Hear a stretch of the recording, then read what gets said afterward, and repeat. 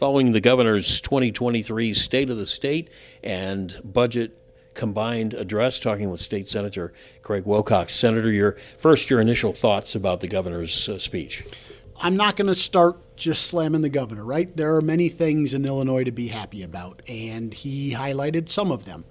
However, what he has done is taken our budget from last year, which had a lot of one-time spends and a lot of one-time revenue, and it looks like he's baked that all in. Whether we're at $3 billion in new spending or it's going to look like $4 or $5 billion in new spending, know right that the Dem majority is going to play with this budget. And last year they added over almost $5 billion in and of itself.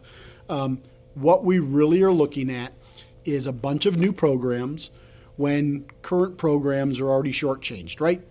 Disabled is being shortchanged by almost $500 million, according to the Guidehouse aspect that's been around for 5 years. Our pensions are shortchanged $4 billion a year because we don't address the actuarial part. So what we're really looking at is, I believe, the Dems with this budget address from the governor and what will likely happen in the budget process this year are preparing Illinois for the next round of tax and revenue increase requests that they're going to say are adamant or programs are going to have to stop, right? We heard this a number of years ago with the progressive tax. If we don't get it, we're going to have to do all these things and kill all these programs. The governor says in this speech he filled the unemployment insurance gap, but it's one he created. And oh, by the way, he got a tax increase out of it without having to go through the legislature or to the voters because we didn't pay it back in time to not give businesses another tax increase on their UI. So he is getting tax increases already through means that he doesn't have to do.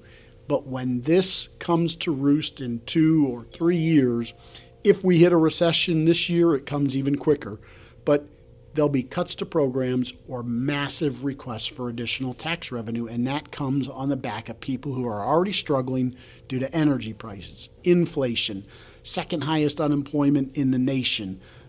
So there's a lot that Illinois is not looking good at, right? He's proposing pre-K, laudable. But we have 50 schools where not a single student can do arithmetic at grade level. 30 schools that no student can read at grade level. I mean, he talks about 170 schools where there's a teacher shortage, right? He said, I think 80% of the teacher shortage there. Great, that's awesome. But what are you doing for the schools that have teachers and have kids that can't do anything, right? So just getting kids into pre-K will be a laudable effort. But if we're not holding teachers accountable to the performance of their students, which you'll never hear that negotiated in a collective bargaining agreement, but it should be. It's no different with DCFS. If we talk about the caseload for workers being too high, but yet that collective bargaining agreement doesn't put any metric in there for how those cases are resolved, metrics that look at what the parents and the children's outcome is, then we're just backwards on this whole collective bargaining, right? We're not holding state employees accountable to metrics for the outcome of their work. We just talk about how much work they have and just throw more money at it. It's going to fix the problem. We have procedural breakdowns throughout the state agencies. And in this case with DCFS, the governor isn't even tacitly acknowledging it, because once he does, he's acknowledging that he's aware of the problems and then he's expected to fix them, right? This is executive leadership of state agencies that is missing, and we see it over and over again. Well, you've outlined some huge challenges facing Illinois, and if you look at the spring legislative session schedule, we're in mid-February and it's supposed to end in mid-May. Can we really address all of these things, or maybe we better in the next 3 months?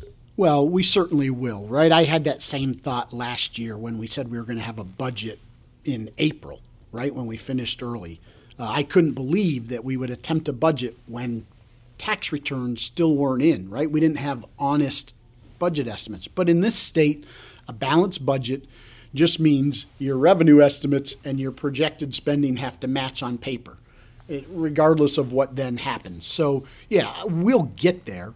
But look, we've wasted 3 weeks of session, right? We're here this week for the State of the State and the budget address. almost every committee hearing has been canceled, right? We've taken no floor action. So as you mentioned, we've got less than 3 months, but yeah, we'll cram it in, and we'll do it with 4 a.m. budget, with 4 a.m. bills that haven't gone through committee. They will do it. No different than what we just saw in the lame duck. And this lame duck, yeah, I was here 2 years ago. We did the Safety Act, and it was not the right process, and there's lawsuits about that. There's lawsuits about the process with the gun bill. We are going to see more process breaks, whether it's just waiving the rules or putting things on 1 hour notice or doing it late into the night on a Friday, a Saturday, a Sunday, right?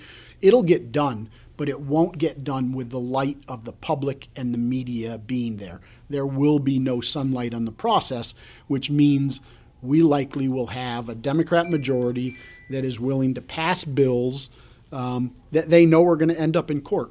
There doesn't seem to be a desire to pass bills that are constitutional, that are legal, that are likely deconflicted with past legislation so we don't have confusing statutes for people. And yeah, we'll pass 600, 700, 800 new bills this year that'll all become effective next January.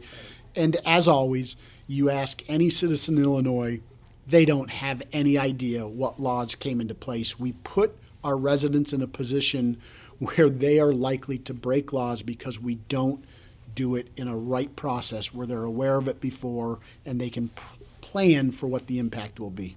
Senator Craig Wilcox, thanks very much. Yep. Closing statements. Mark my words. Property tax, sales tax, income tax, revenue requests will be coming maybe 2 to 3 years quicker if the recession truly comes to fruition. All right. Thanks very much. Thank you very much.